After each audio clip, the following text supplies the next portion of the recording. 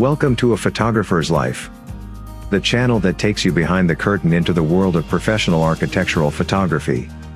Join us now for another episode with one of America's premier architectural photographers. Today's broadcast comes from a recent interview with award-winning American architectural photographer and writer, Caryn Davis. Today's interview was conducted by AIAP Director Alan Blakely. We hope you enjoy the show. If you do, please let us know by liking this episode and subscribing to this channel. Now, on with the show.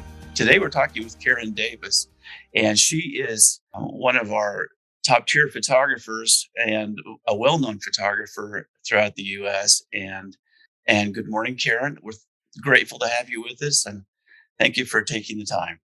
Thank you for having me, Alan. To start out with, I just wanted to maybe have you give us a little bit of a background about where did this all start, and how did you make your entry into photography? Well, I worked in television. I had a whole other career in television and documentary television for about 20 years, but I always wanted to be a photographer, and I loved to travel.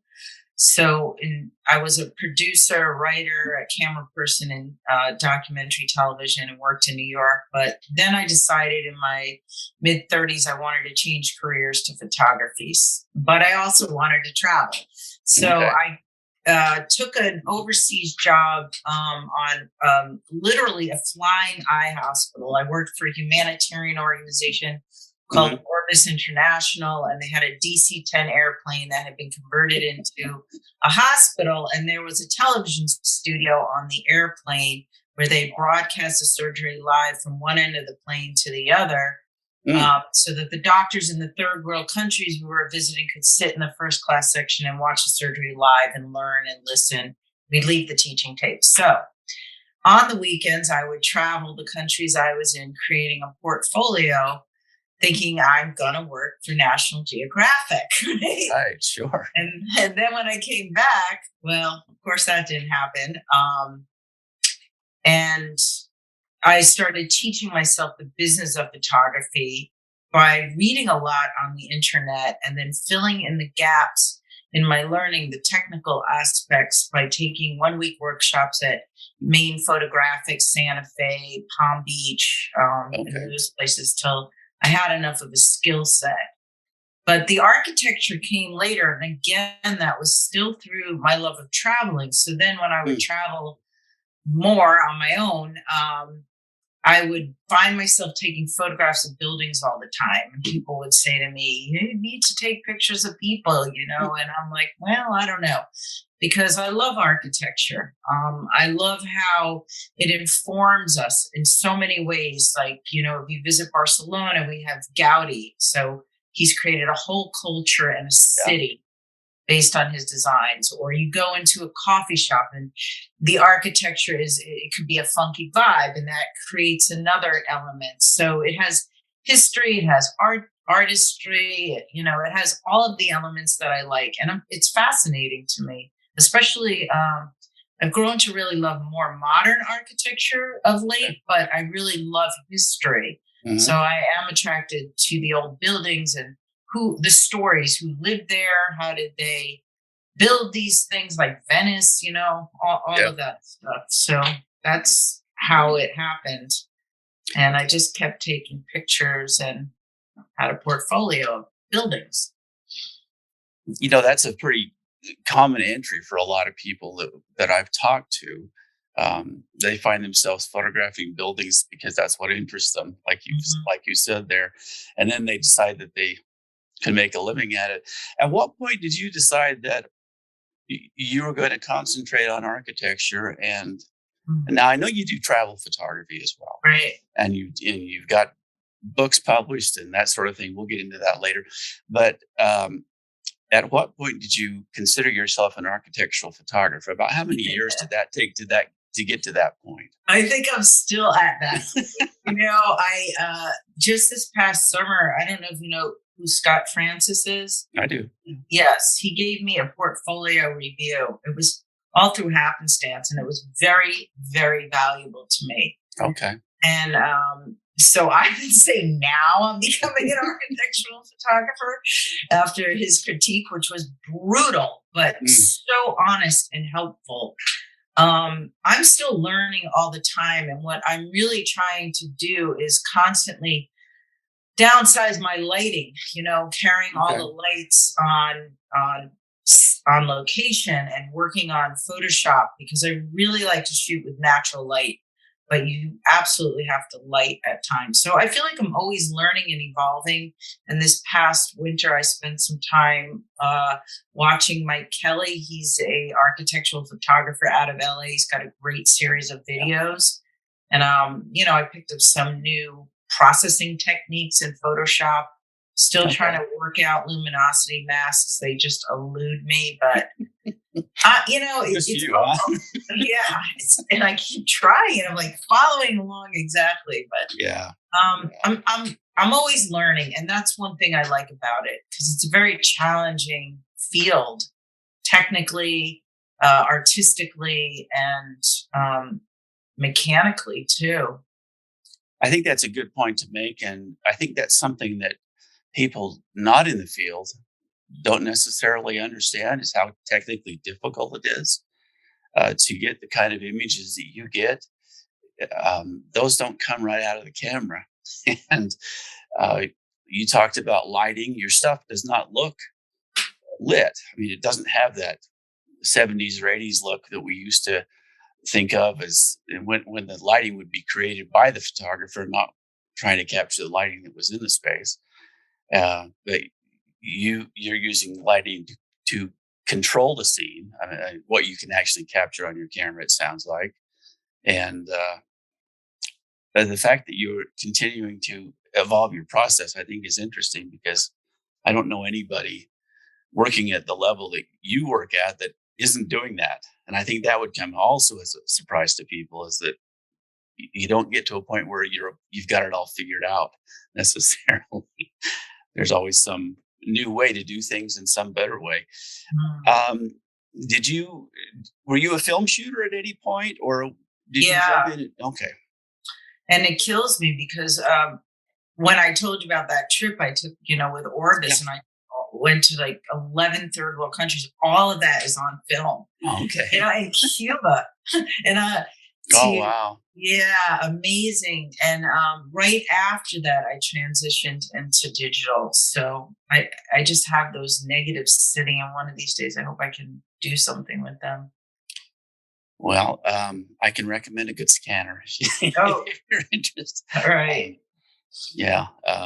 And that's a whole different world. So when you start down that rabbit hole as far as scanning and learning those techniques, when you jumped into digital, were you, 35 millimeter format?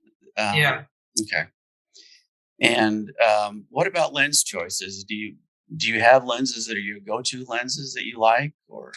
Well, for architecture, I use the 24 millimeter tilt shift lens, and I add an extension onto it. So it makes it like a 35 millimeter if I need it. Yeah. And then I have, I think it's my 35 to 105. Okay. Yeah.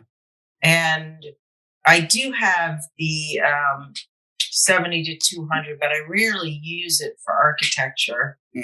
And I was trying to learn this long exposure technique during COVID.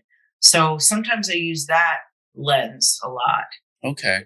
Which is stacking filters, making 9 stop, 12 stops. And it's an interesting process. But those are the lenses I use. Okay.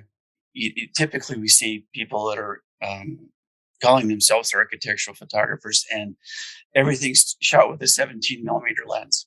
Yeah. Yours doesn't have that look. And no.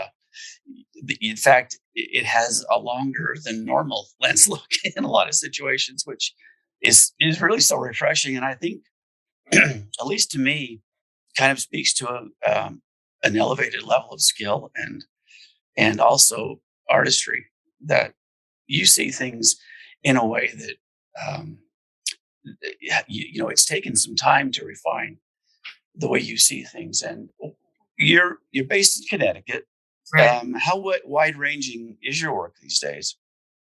Well, I go statewide, and I live kind of close to Rhode Island, so I do try to get down in that neck of the woods. Though it hasn't really happened yet. And then, of course, I get work overseas sometimes. But Nice.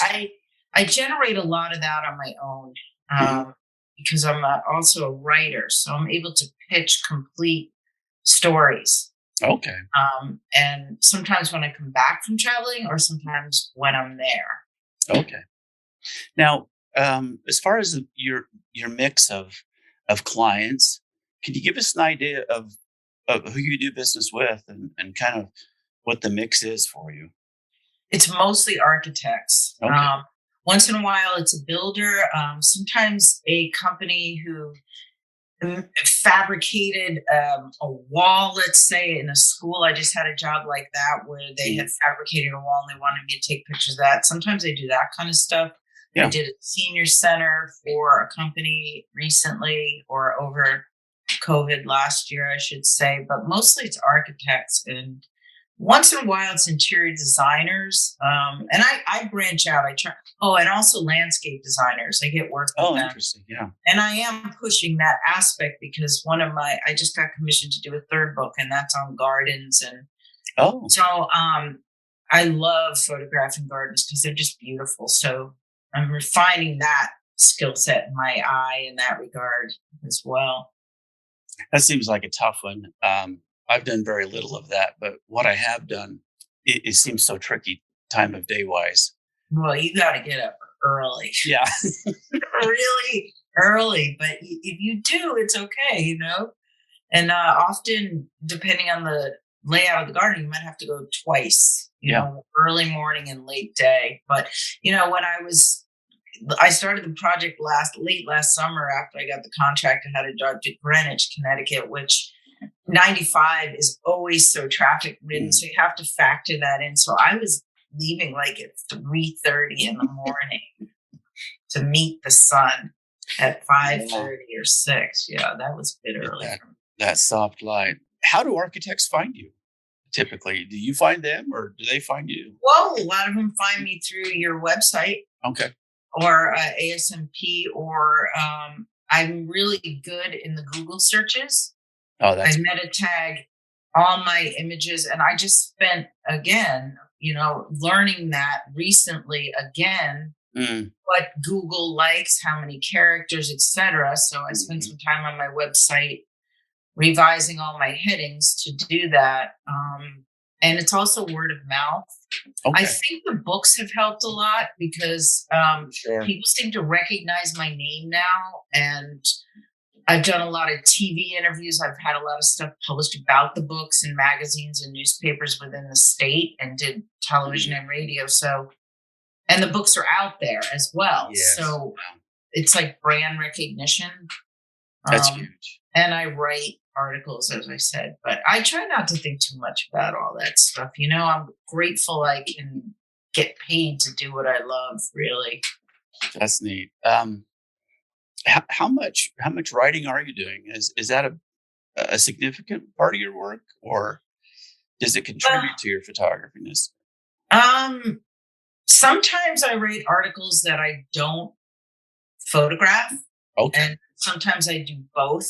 And like I just published a story literally yesterday on Costa Rica, unique places to stay for a lonely planet. So those were none of my images, but those were my words. Mm-hmm. And then I write for a local magazine every month called Ink Magazine.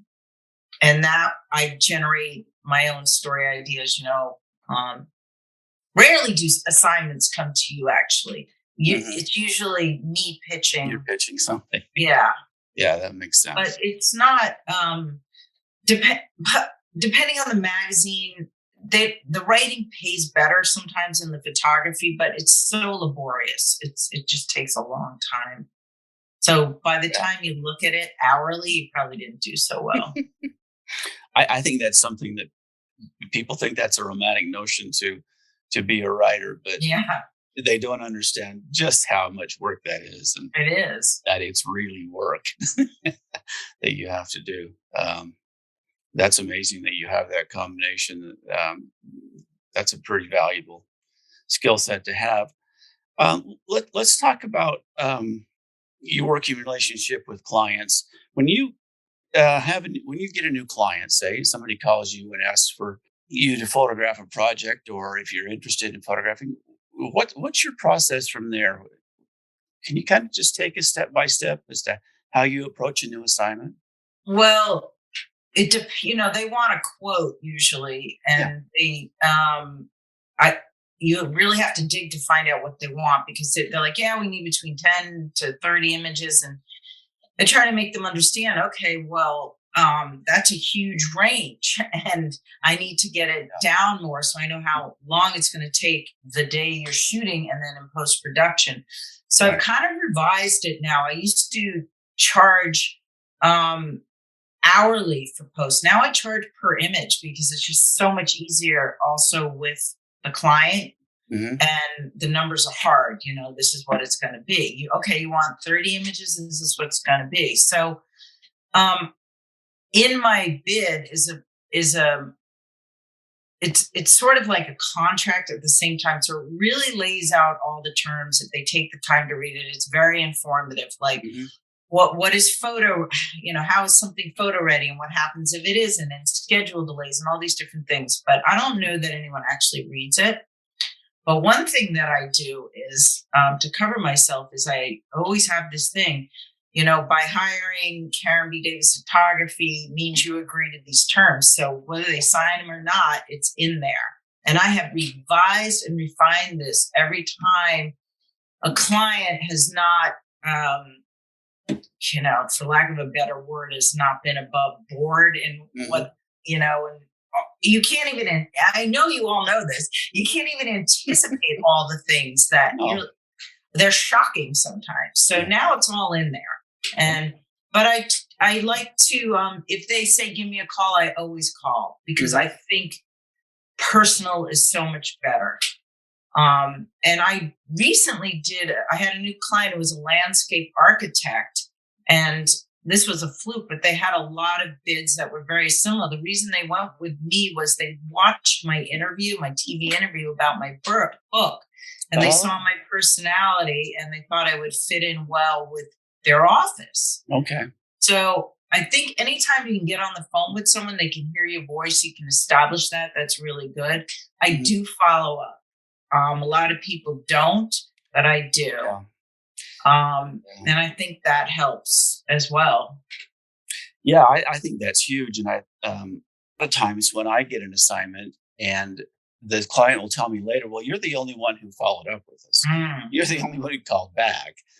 And I find that just amazing that people would just wait for the client to call them. So, well, I also believe in correct spelling and punctuation. It's just like saying please and thank you. And it really, in my opinion, it makes a difference. You want to present yourself as intelligent. And if you're already making mistakes in what you're writing, what kind of product are you going to deliver? This is my philosophy. And I bend over backwards for my clients,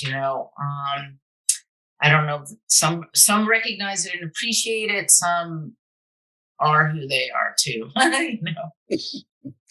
Well, what you said about seeing, how you fit with the company by talking with them on the phone, it probably also tells you whether this is somebody that you really want to work for or not. Yeah.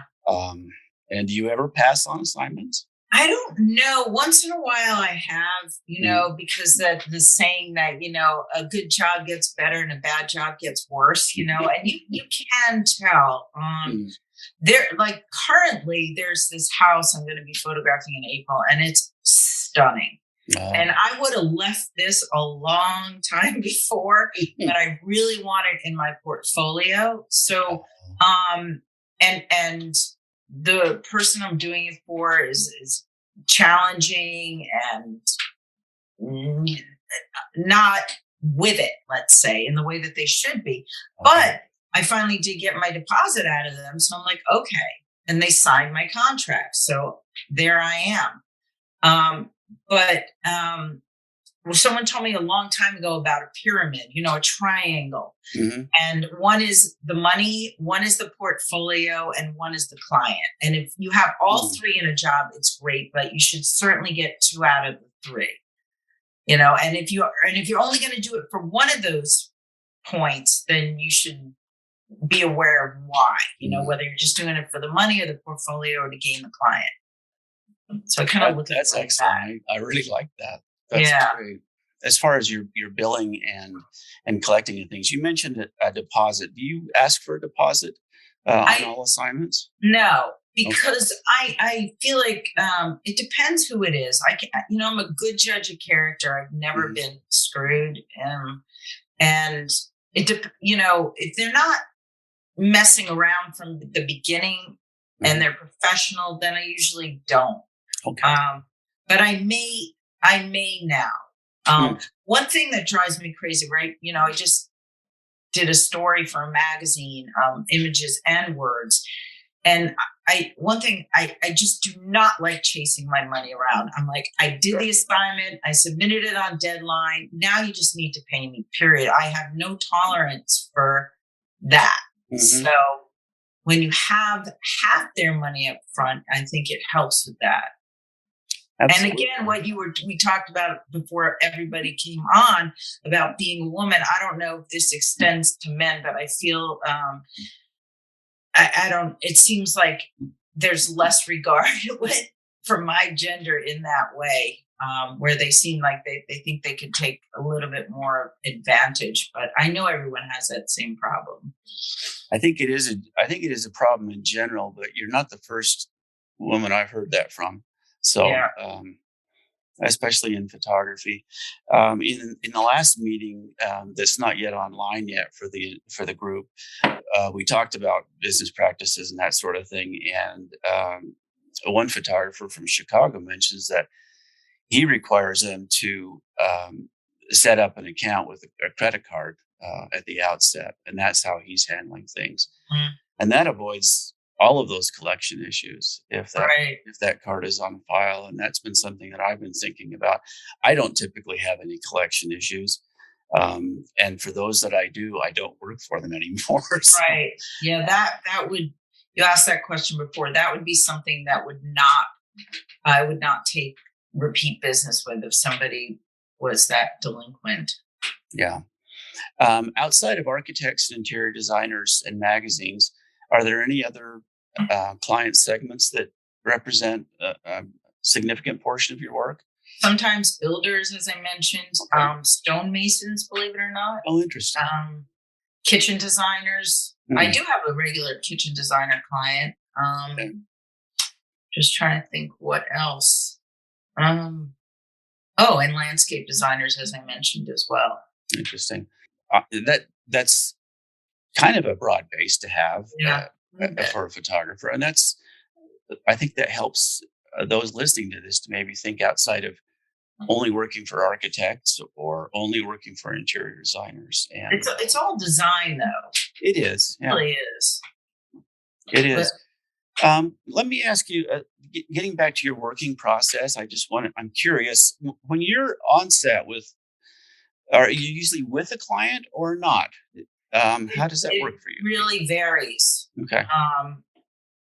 And I shoot to an iPad using CamRanger. So if I'm with the client, I'm showing them and getting pre-approval on the angle. And I really love the iPad because, you can see, I don't like tangents in my images where things are going into something else and there's no break with the eye and negative space. So it's really, you can get in there really well and separate things. So yeah, it's all a mix. I just photographed at this. I worked for a lot of museums too, it seems. Oh, okay. And I was at the Hillstead Museum, I think it was last week, and we were shooting in there and using the iPad. And it was really helpful to say, can you move this a half an inch to the left? Yeah. In one of our previous meetings, we found that most photographers in the AIAP, that is the process that they use.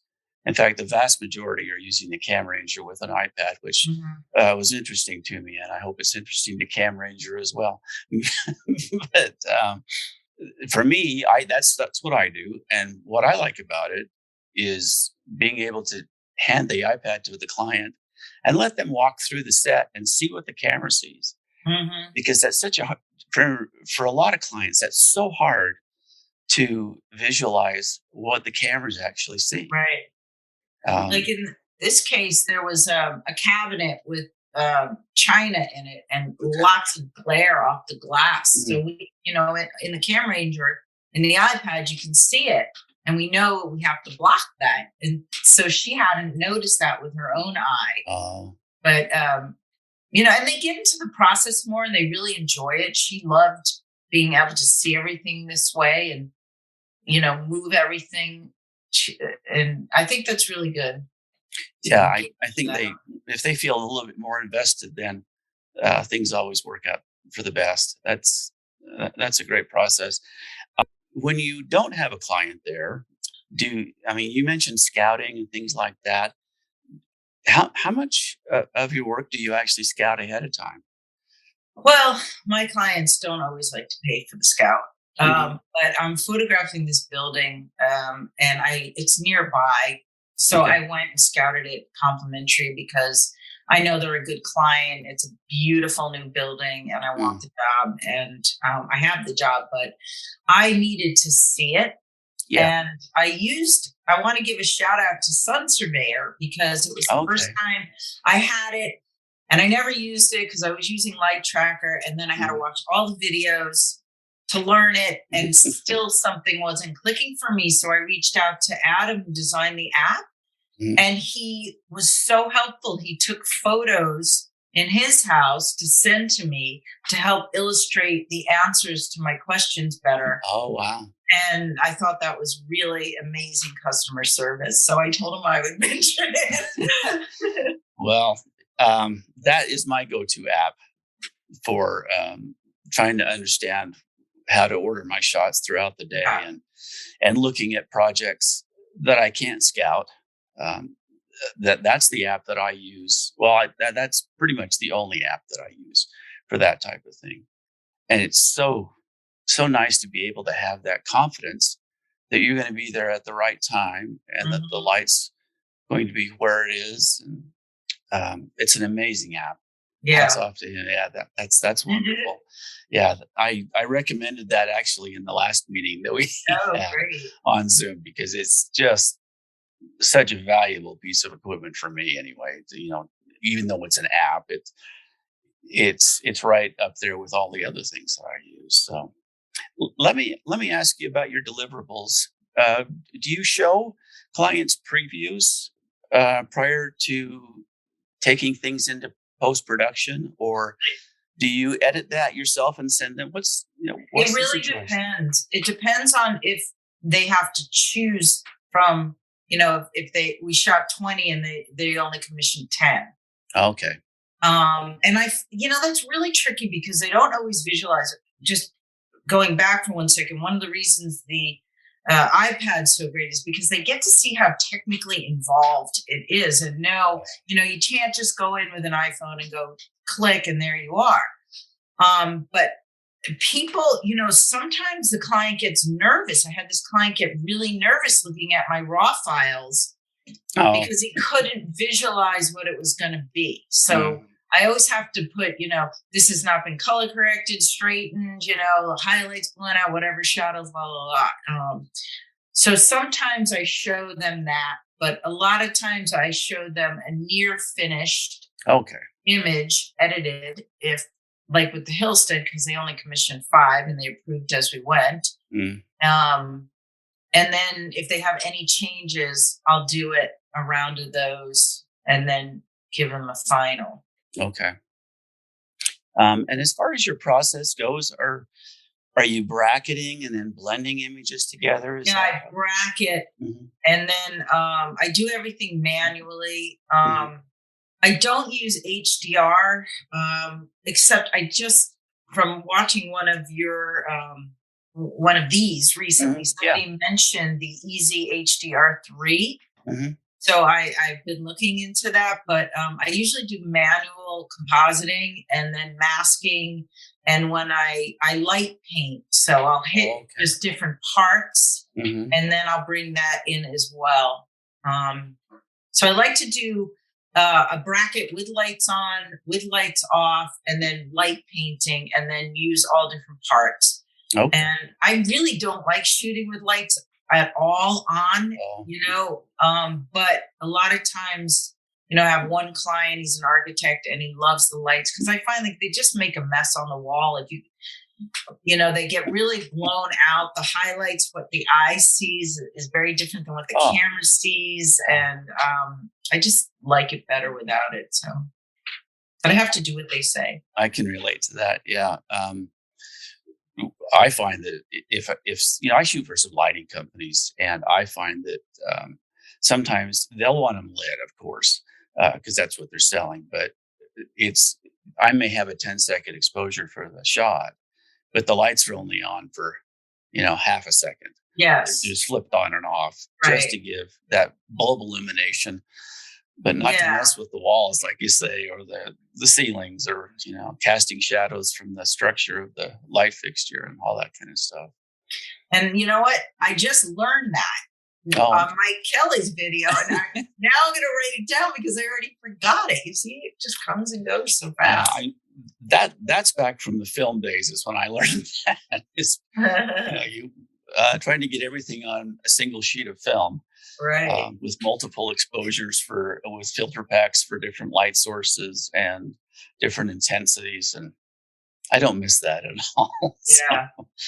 So that's. I can't imagine how they did it in the days where all you had was a Polaroid to look at. We just didn't do it very fast. So a shot takes, 2 hours if we're going to do a shot. And then you'd have those hard costs for Polaroid and film and processing that go in along with it. So, and the nice thing is that all you had to do was drop it off at the lab and then pick it up the next morning. Right. And give the client the correct exposure. So, it's different. So it sounds like you do your own processing then. Yeah. You know what? I can't give it up. I just, maybe if I could hire somebody who did it the way I wanted it done or instructed, I just feel like that's really where it all comes together, and why my images look the way they do. Although I do send out for major retouch at times, if they want something huge removed, or I just started using, I'm looking at it here, Luminar. So sometimes, that helps to add a sky if I need it. Sure. But again, I'm always really careful because I want it to look real. I don't want things so over processed that it takes the soul out of what you're shooting. And I don't mean to sound esoteric in that way, but for me, that's what the difference is in the aesthetic that I like. I want it to look real, and I don't like every imperfection taken out. And it's a fine line because, the architect's selling his architecture, or the floor guy's selling the floors, and the patina's a little off, or the color, on this window is a little different than that window, but that's how it looked. So, and that's how it would look if you were in the room. So it's a fine line between over polishing, in my opinion. I think you're right. And, I know you're right. And I appreciate you bringing that up, because that's something I think that's really difficult for us as photographers to navigate, is how much we do to an image, in an effort to please the client, and but also at the same time trying to have some integrity in the image. Just the fact that what the space actually looks like. Right.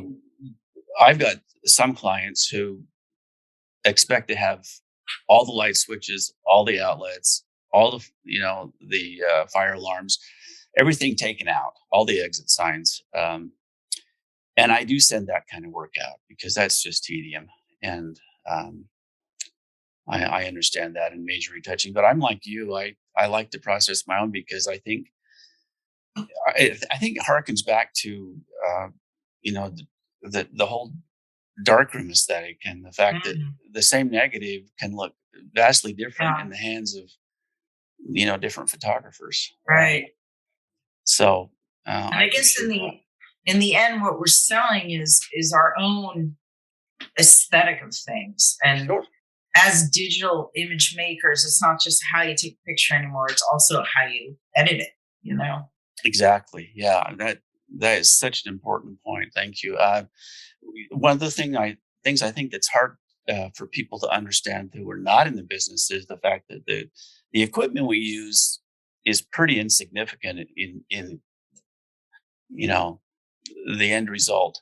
Not totally insignificant, but you can get a photograph that looks like a Karen Davis photograph with a lot of different kinds of cameras and lenses. Mhm. The person behind that camera who makes that photograph look the way it does. And so, Yeah.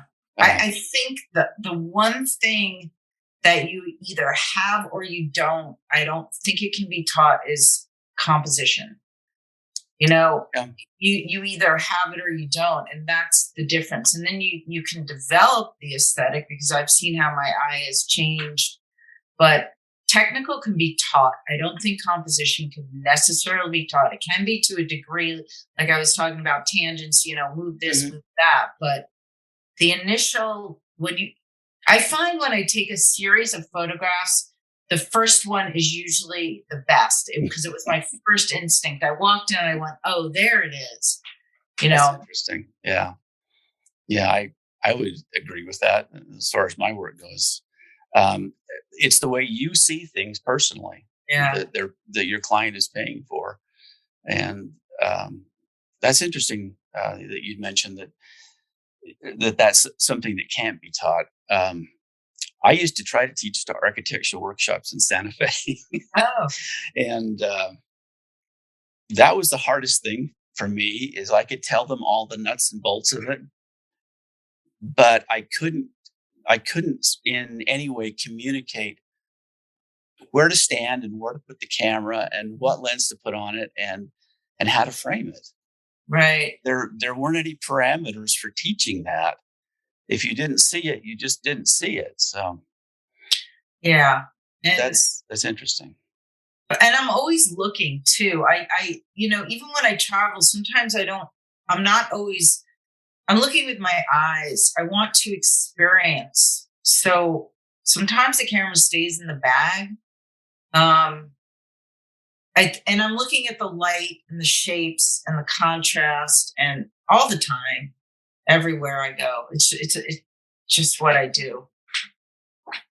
Don't you think that informs the way you make photographs later on, though? The fact that Yeah, you're aware of all those elements. yeah.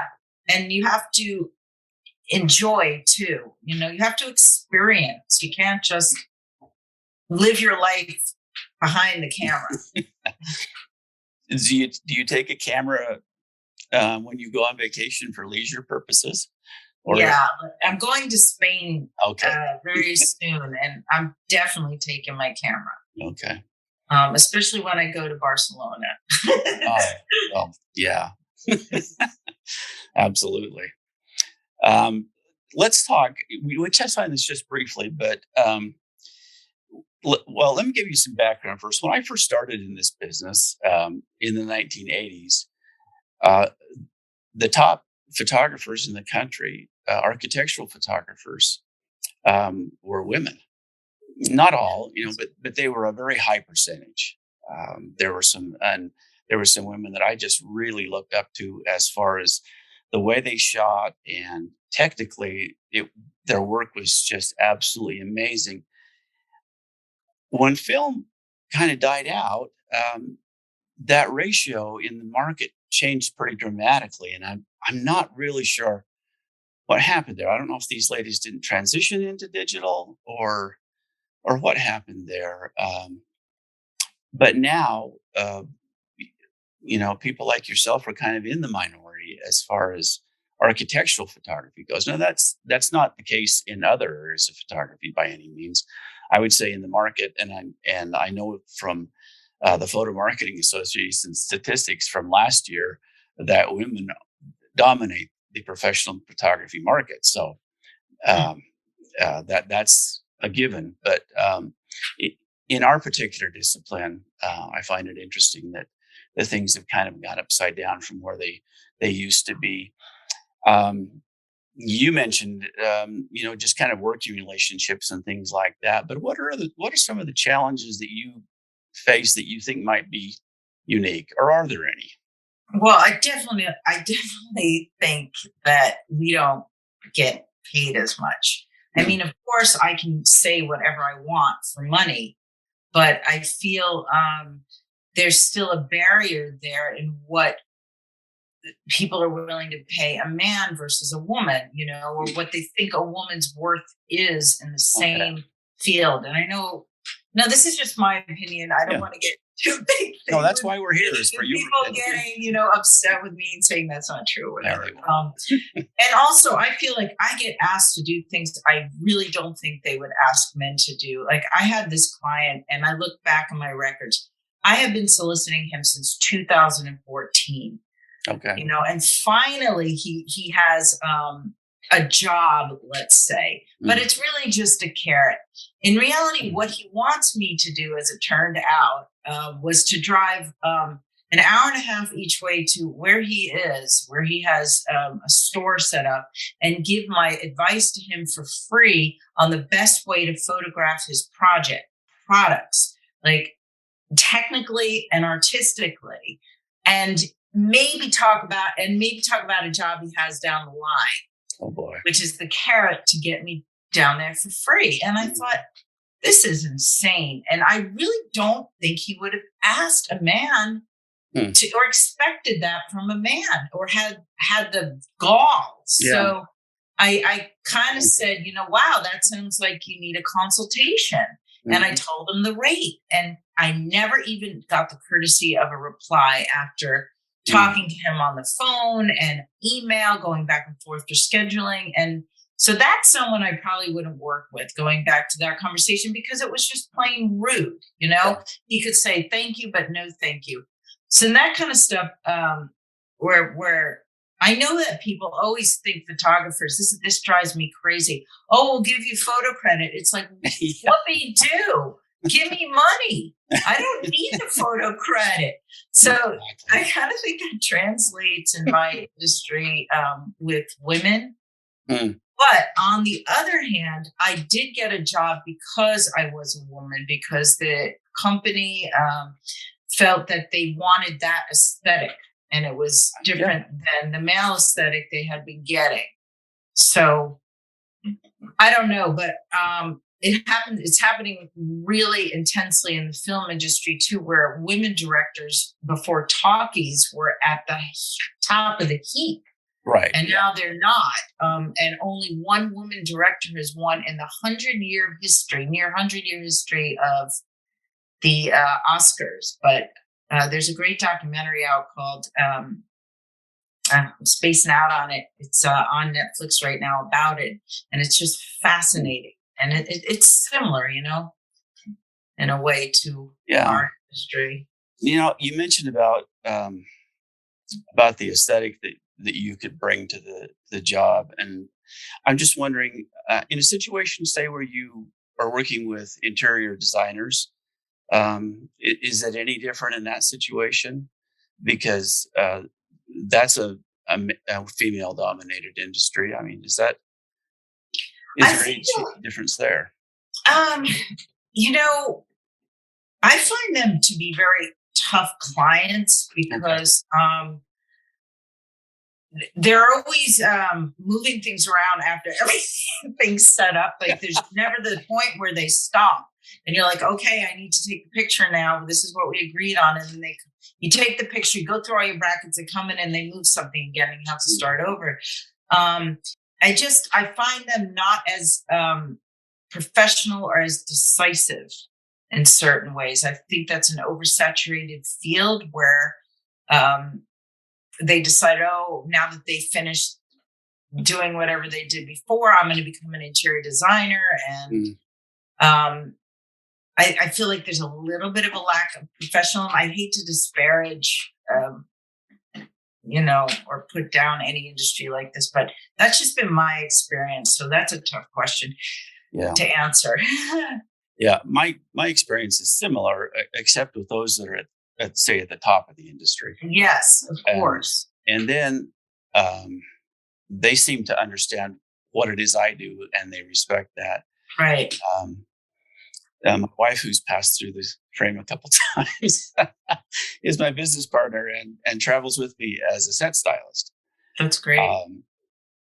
And she has a fairly high level of frustration with that kind of thing, because we'll get it set so that it's ready for the camera, and a client off axis 30 or 40 degrees sees something and wants to change it based on where they are, not where the camera is. So that's kind of interesting. But I'm wondering too, one of the things that I find that's a little difficult is in working with construction companies and really big firms, where the marketing directors are typically always female, and they're typically in their 20s and 30s. And yes.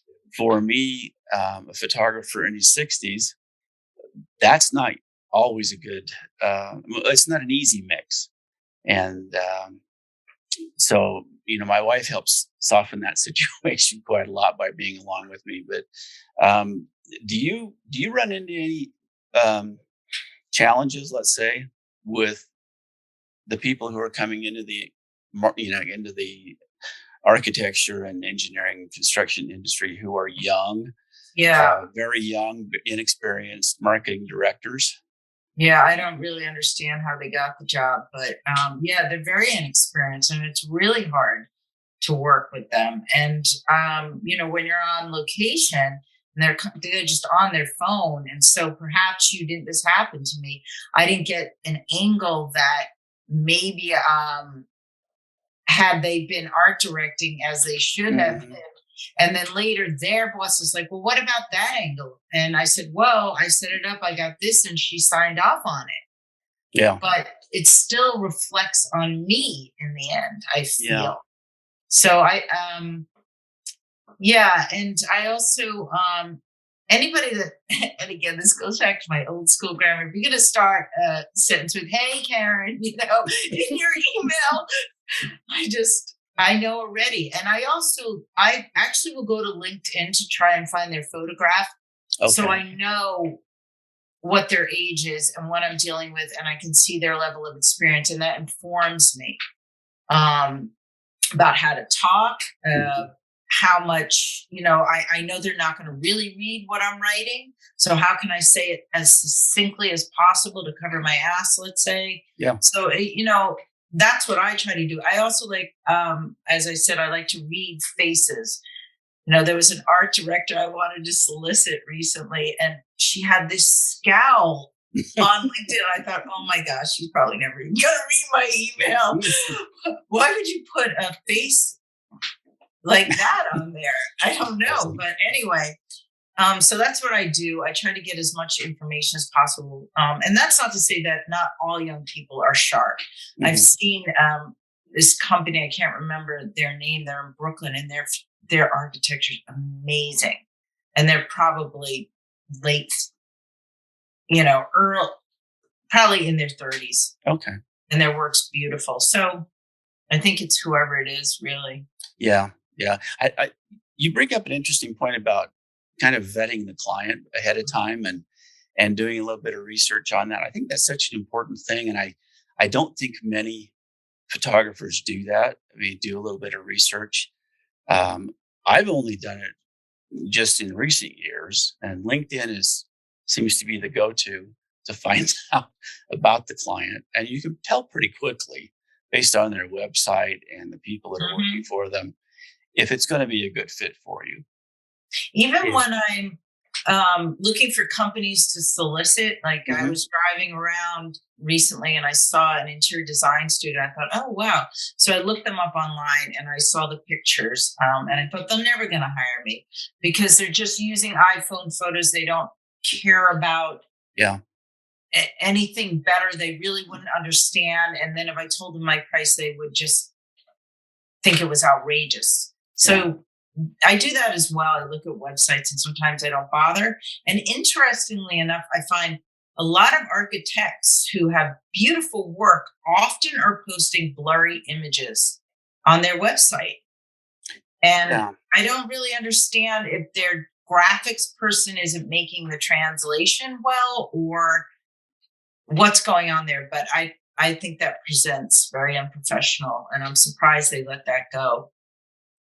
Yeah, I see that a lot as well. And I think what happens a lot of times is that they've got a person that's putting things together for them on the website who's viewing it on a laptop. And then, you look at it on your 27-inch monitor and it's all pixelated it doesn't seem to matter what size file you give them. Right. They'll use something that's not proper resolution. And so there's a little bit of hand holding there that sometimes has to take place, I think, to bring it up. I mean, it's not been that long really that architects even were on board with having a website. And construction companies are kind of still lagging behind on that. And the interior designers are probably less concerned. Is there one place that, you mentioned LinkedIn? Do you post much social media, or is there one social media outlet you use more than another? I post on social media begrudgingly. I really, it's a lot of work. But I do it, and I post to LinkedIn and Instagram mostly. Okay. I post Facebook through Instagram. I rarely even look at Facebook, truthfully. But I think Instagram is really important, and LinkedIn is as well. Although LinkedIn now I think is changing because of what's going on with Facebook, and it's becoming more like the bathroom wall and less professional from what I've been reading. So, but you have to do it. You have to have a social media presence, and sometimes they want to see that over your website. Yeah, especially if it's someone younger that's thinking about hiring you, they'll probably go there before they'll go to your website, which is kind of fascinating. But I agree with what you say. Do you do your own social media then? I do. I paid someone a lot of money once, 2 years ago. And from what I've read, if you're not constantly on Instagram doing stories, reels, postings, commentings, etc. all day, your stuff is going to get buried. So all I can do is just put my best effort forward. I try to post 2 a week. I use Hootsuite. If people don't know about that, because you can post to more than one stream at a time, and it's free up to 3, which is what I have. But and also because if I had to hire someone, I'd have to tell them my hashtags, because sometimes I never know what I'm going to do. So I just posted Hillstead this morning. So I'm writing, Colonial Revival, Historic Home, Claude Monet, because there's paintings of his in there, Canopy Bed, red. I'm trying to think really out of the box because Canopy Bed was red and not just the typical. And then visit, because they're a museum, visit Connecticut, tourism, blah, blah, blah. So if I had to write all that down, I might as well do it myself. Might as well. Yeah. I agree. I use Hootsuite as well. That is such a time saver to be able to not only be able to do more than one account at a time, but be able to do a series of posts, 2 or 3 at a time throughout the week. So that's a huge time saver. Have you ever had employees or assistants? Do you use assistants? I use assistants sometimes on location. Okay. And I hire someone to do, I don't like marketing. So I hire someone to sit here and make the calls for new business. And usually she's so good. Usually, she gets a job for me out of it.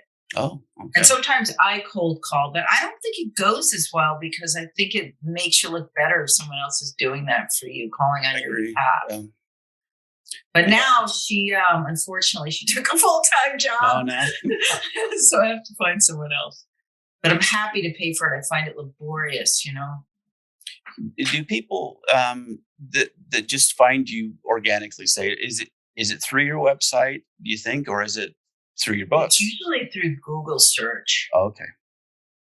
Yeah, and again, your website, and Mm-hmm. once in a while, ASMP. Okay. Image licensing is the last thing that I wanted to cover with you before we wrap up here. And I just wondered, how do you handle your licensing? Do you allow cost sharing with licensing and things like that? What's that look like for you? And I'm a real stickler about this. It's really hard to navigate because I'm reading a lot about the social media bit and trying to decide how I want to handle that because you do a shoot for one client, like I did a shoot for a client who makes pillows, let's say, and then they share it with the fabric person, with the person who made the chair, and blah, blah, blah. Sometimes it benefits you, the more people see your stuff, but other times they're just getting free content and advertising off your back and you're getting nothing. Mm-hmm. So that aspect, I'm still trying to decide. Sometimes I grant the rights for that, and sometimes I don't. I never grant third party without them paying me. Mm-hmm. But, in that I build into cost sharing and tack on a percentage of the entire bill. Yeah. I also subscribe to Pixie, which if you're an ASMP member, you get a discount. And I have found so many images of mine being illegally used. And right now I have a suit that's happening because, and gratefully, I don't copyright everything, but my book's been copyrighted and they've been using images from my book. And it's so great because my book's copyrighted. So, and I've, that kind of stuff blows me out. I really don't like when people steal from me. So, but when you subscribe to Pixie, you're going to see your stuff everywhere. Yeah. And it's disturbing. AIAP offers the same discount that ASMP does on that. They offer that, I think, to most photography organizations. And so, and like you, I jumped into that, and I've got 395 cases currently in process with Pixie. Wow. So, but I will say, sorry, it's become a new income stream, basically. Yes. And I will say, though, about the licensing, I work for smaller clients. Mm-hmm. It's not like usually the Sheridan or, a big chain, let's say. They're local architects, and I don't like to nickel and dime them, and they don't like to be nickel and dime. So I usually grant them the rights in all media. Uh-huh. And I usually hold back on magazines and books because I know that magazines pay stock photography. And I also don't want the magazine absorbing my image in their database and not knowing who photographed it and winding up everywhere, which I also find a lot. So that's the line that I usually draw. I think that's an important point, and I hope people don't just skip over that, because that's such an important point that you made there, and it's one that gets missed by most photographers. And what happens with most magazines is that metadata is stripped out. Any publication like that, and so once it's in their database, it's reassigned a new file number. And there's no association with photographer after that point. So it's gone forever unless Pixie goes after it, I guess. Right. On average, do most of your jobs include some type of multi-party licensing, or? Not always. Okay. I'd say half and half. Okay. Yeah. And that it's always nice when you can do that. And do you bring that up to the client up front when you make the quotation, or how does that? Well, it's in that contract under, copyright and licensing, and it says no third parties, blah, blah, blah, without a license. You can always add this amount onto Bill, Okay. but this building I'm going to be shooting hopefully next week, there is an architect and interior designer attached to it. So I did mention that up front to them as a way to save some money on the whole thing. Mm-hmm. And this, I'm shooting it for the company who had the building built. Okay. But I hope the architect likes the images because she lives around the corner and I've been wanting to work with her for a while. That's great. Well, I appreciate all the insights that you've given in such a short amount of time. For those who are going to be watching this later, I would imagine they'll be taking notes because you touched on so many important and valuable things that you just don't learn unless you're in this business. And It's true. you've been very generous in sharing those through this interview today. Thanks. I really appreciate you having me here. It's an honor, really. Well, it's been a pleasure speaking with you. We're really honored to have you as a member of the AIAP, and hopefully we'll speak again soon. Okay, great. Thanks Thank again, you Caryn. so much, Alan. Take care. Bye-bye. Bye. This has been another episode of A Photographer's Life. If you've enjoyed this program, please let us know by liking this episode and subscribing to this channel. A Photographer's Life is brought to you by the Association of Independent Architectural Photographers. This episode is copyrighted and may not be used in full or in part without the written permission of the AIAP. Please join us again soon for another inside look at the world of professional architectural photography.